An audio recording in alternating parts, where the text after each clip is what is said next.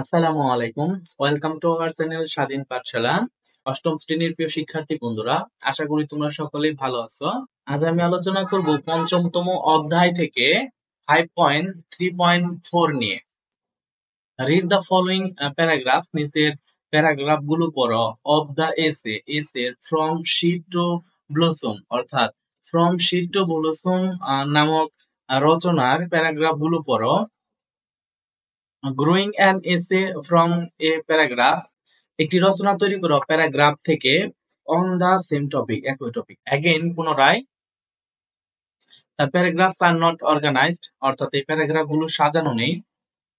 Discuss the pair or group, জোড়ায় জোড়ায় অথবা দলে দলে আলোচনা করো। অ্যান্ড ফাইন্ড আউট, খুঁজে বের করো। দ্য কুইসিভ ডিভাইস, কুইসিভ ডিভাইস গুলো use to connect different paragraph, যেগুলো ব্যবহার করা হয়েছে বিভিন্ন প্যারাগ্রাফের সাথে সংযুক্ত স্থাপনের জন্য। দেন, তারপর arrange the paragraphs following the structure, তারপরে গঠন অনুযায়ী প্যারাগ্রাফ গুলো সাজাও। অফ অ্যান এসে, একটি রচনায়। লেটার, পরে। ইউজ দ্য গিভেন গ্রিড, নিচের গ্রিডটি ব্যবহার করো। টু অর্গানাইজ, সাজাতে। দ্য প্যারাগ্রাফ গুলো। টু মেক অ্যান এসে, একটি রচনা তৈরি করতে। এসে টু আন্ডারস্ট্যান্ড, যাতে করে সহজে রচনাটি বোঝা যায়।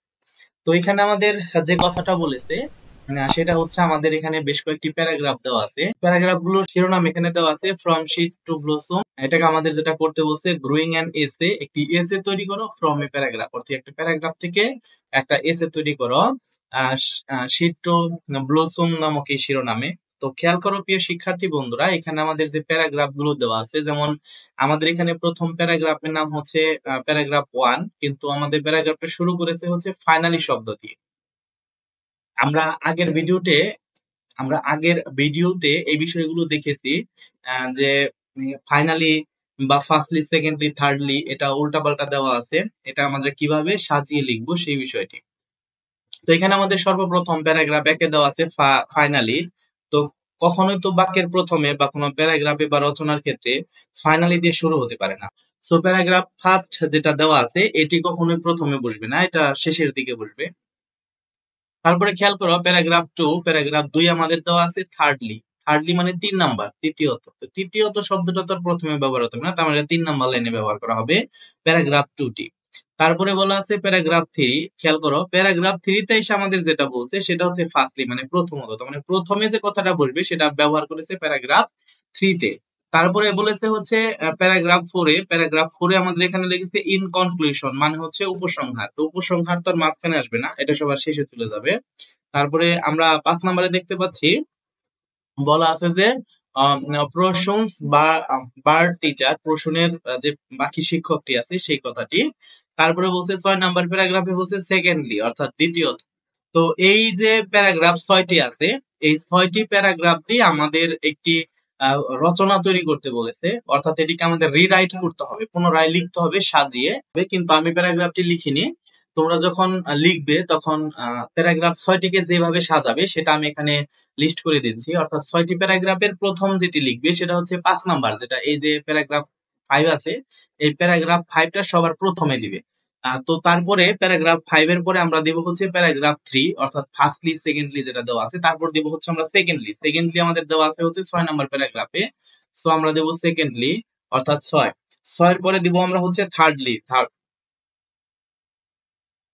দেওয়া আছে আমাদের 2 নাম্বার প্যারাগ্রাফে। সো তারপর আমরা দিব 2 নাম্বার প্যারাগ্রাফ, এবং তারপরে আমরা দিব হচ্ছে ফাইনালি শব্দটা দেওয়া আছে আমাদের একদম প্রথমে, আমরা খেয়াল করেছি। এবং অবশেষে আমাদের যেটা দেওয়া আছে কনক্লুশন অর্থাৎ উপসংহার, এটা দেওয়া আছে আমাদের 4 নাম্বার প্যারাগ্রাফে। তোমরা যদি প্যারাগ্রাফ গুলো এইভাবে পর্যায়ক্রমিক ভাবে সাজাও, তাহলে তোমাদের এটি একটি এসেতে পরিণত হবে। প্রিয় শিক্ষার্থী বন্ধুরা, তোমরা প্রথমে 5, তারপরে 3 number paragraph, 6 number paragraph, 2 number paragraph, 1 number paragraph এবং 4 number paragraph, step by step এই প্যারাগ্রাফ গুলো একসাথে লিখলেই একটা রচনা তৈরি হয়ে যাবে। আশা করি তোমরা প্যারাগ্রাফ সাজানো গুলো বুঝতে পেরেছো। তো তারপরে আমরা চলে যাচ্ছি সরাসরি গ্রিডে, যে গ্রিডের কথা আমাদের বলা আছে, যে একটা গ্রিড আমাদেরকে প্যারাগ্রাফ সাজানোর জন্য দেওয়া আছে। তারপর এখানে বলছে one is done for you, তোমার জন্য একটা করা আছে। অর্থাৎ 75 এবং 76 পৃষ্ঠার যে প্যারাগ্রাফটি দেওয়া আছে, এখানে আমাদের প্রথমে বলেছে স্ট্রাকচার অফ দ্য এসে। অর্থাৎ এস এর যে বৈশিষ্ট্য আছে সেই বৈশিষ্ট্য। তো আমরা এর আগে পড়েছিলাম যে এস এর কিন্তু তিনটি বৈশিষ্ট্য আছে। এস এর তিনটি বৈশিষ্ট্য থাকে বা গঠন থাকে, সেটা হচ্ছে প্রথমে বলছে ইন্ট্রোডাকশন, তারপর হচ্ছে বডি এবং কনক্লুশন, তিনটি বৈশিষ্ট্য থাকে। এই তিনটি বৈশিষ্ট্যের উপর ভিত্তি করে আমাদের একটি প্যারাগ্রাফ কিংবা একটা এসে লিখতে হয়। তো আমরা এখন যেভাবে লিখতে হয় সেটা এখন দেখবো। হোয়াট ইজ রিটেন অর্থাৎ কি লেখা আছে সেটা দেখবো। The topic and the main focus of the এসে অর্থাৎ টপিক এবং এসের যে মূল বিষয়টি সেটি লিখতে হবে। তারপর এখানে আমাদের বলেছে হচ্ছে প্যারাগ্রাফ, প্যারাগ্রাফ গুলোর মধ্যে 6 নম্বর প্যারাগ্রাফটা এখানে লেগেছে। খেয়াল করো প্রিয় শিক্ষার্থী বন্ধুরা, এখানে লেখা আছে প্যারাগ্রাফ 6 প্রশুনস ভার টিচার, কিন্তু আমাদের ওইখানে দেওয়া ছিল হচ্ছে প্যারাগ্রাফ 6 এ হচ্ছে সেকেন্ড অর্থাৎ দ্বিতীয়ত যে কথাটা বলা আছে সেটা, কিন্তু এই জন্য এটা আমাদের 6 হবে না, এটা আমাদের হবে প্যারাগ্রাফ 5। অর্থাৎ প্যারাগ্রাফ 5 এ কেবলমাত্র এই কথাটা লেখা আছে। এখানে আমরা একটু সংশোধন করব প্যারাগ্রাফ 5, অর্থাৎ প্রশুনস ভার teacher has been a significant influence in his life, the lesson it has taught him have helped to shape him into the person he is today।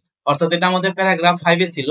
আর এখানে আমাদের যেটা বলেছে নো কুহেসিভ ডিভাইস ইজ ইউজড, অর্থাৎ এই বাক্যে কোনো কুহেসিভ, এখানে যে প্যারাগ্রাফ 5 এ কোনো কুহেসিভ ডিভাইসের ব্যবহার নেই।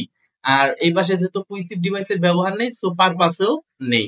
তো তারপরে আমরা দেখতে পাচ্ছি যে বডিতে অর্থাৎ 2 নাম্বার ধাপে বডিতে আমাদের যে কথাটা বলেছে সেটা all the supporting ideas to establish the topic, অর্থাৎ সমস্ত সহায়ক যে ধারণা আছে সেই ধারণাগুলো প্রতিষ্ঠা করার জন্য যে টপিকে যা ব্যবহার করা হবে। আর এখানে বলছে দা প্যারাগ্রাফ গুলো অর্থাৎ প্যারাগ্রাফ সম্পর্কে যে প্যারাগ্রাফ গুলো আমরা পেয়েছি 6টা প্যারাগ্রাফ, সেই 6টি প্যারাগ্রাফ আমাদের লিখতে হবে। তো আমরা লিস্ট করেছিলাম, প্রথমে আমরা কিন্তু একটা লিস্ট করেছি। লিস্টের মধ্যে আমাদের দেওয়া ছিল, দেখো খেয়াল করো, আমরা প্রথমে নিয়েছিলাম এখানে যে 5 এর পরে নিয়েছিলাম 3 এবং 6, 3 6 2 1 4। তোমরা খেয়াল করো প্রথমে 5 তারপরে 3, তারপরে হচ্ছে এখানে আমরা 3 নাম্বার প্যারাগ্রাফটা নেব, অর্থাৎ প্যারাগ্রাফ সংখ্যা হচ্ছে 3।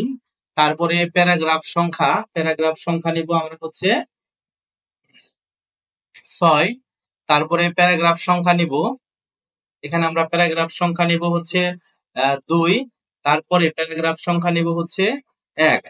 অর্থাৎ ফাইনালি এবং এট লিস্ট উপসংহারে যেটা আমাদের দেওয়া আছে সেটা হচ্ছে প্যারাগ্রাফ সংখ্যা, সেটা হচ্ছে 4। আমরা যদি এইভাবে লিস্ট করি অর্থাৎ উপরে আমরা যেটা লিখেছি এই লিস্ট অনুসারে যদি আমরা মিলিয়ে নেই প্যারাগ্রাফ গুলো, তাহলে অটো আমাদের প্যারাগ্রাফটা মিলে যাবে।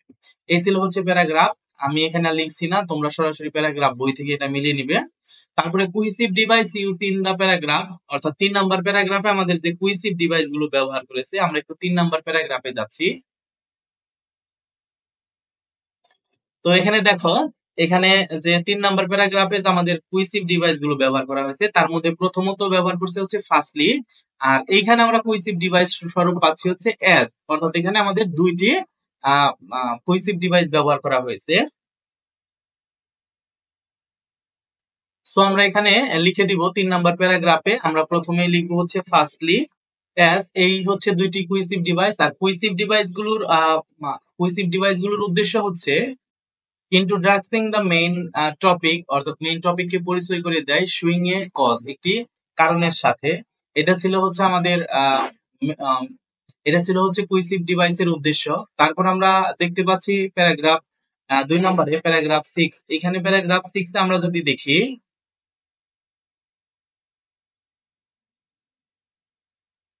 এখানে আমরা প্যারাগ্রাফ 6 আমরা দেখতে পাচ্ছি এখানে আমরা 3টি কুইসিভ ডিভাইস পাচ্ছি, একটা হচ্ছে সেকেন্ডলি, একটা হচ্ছে এভরিডে, এই হচ্ছে 2টি। আরেকটি কুইসিভ ডিভাইস আমরা এখানে পাচ্ছি সেটা হচ্ছে অলসো, অর্থাৎ এই 3টি কুইসিভ ডিভাইস আমরা এখানে দেখতে পাচ্ছি। তার মানে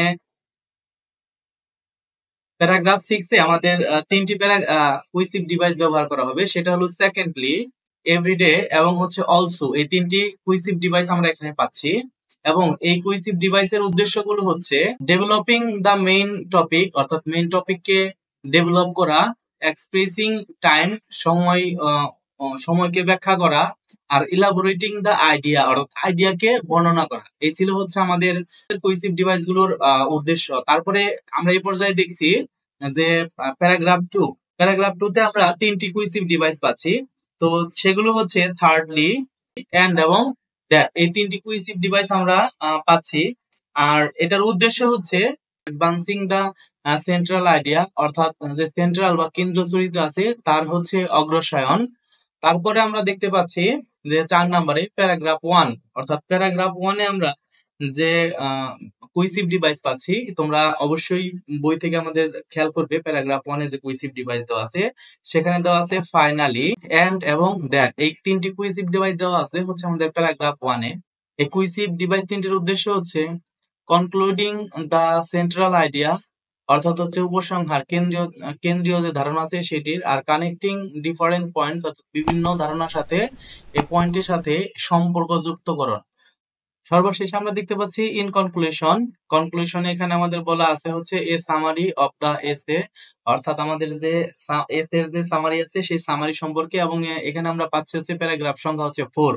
তো প্যারাগ্রাফ 4-এ আমরা পাচ্ছি হচ্ছে একটি কুইসিভ ডিভাইস, সেটা হচ্ছে ইন কনক্লুশন, অর্থাৎ ইন কনক্লুশন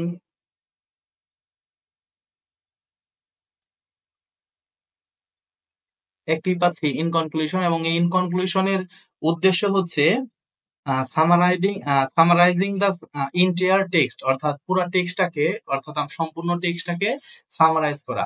এই ছিল হচ্ছে আমাদের গ্রেডটি। আশা করি তোমরা কুইসিভ ডিভাইস গুলো এবং কুইসিভ ডিভাইসের উদ্দেশ্যগুলো বুঝতে পেরেছো। আমাদের ভিডিওটি যদি তোমাদের ভালো লেগে থাকে তাহলে একটি সাবস্ক্রাইব করবে, পরবর্তী ভিডিওর জন্য লাইক করবে, বেশি বেশি শেয়ার করবে। ধন্যবাদ সবাইকে। আসসালামু আলাইকুম।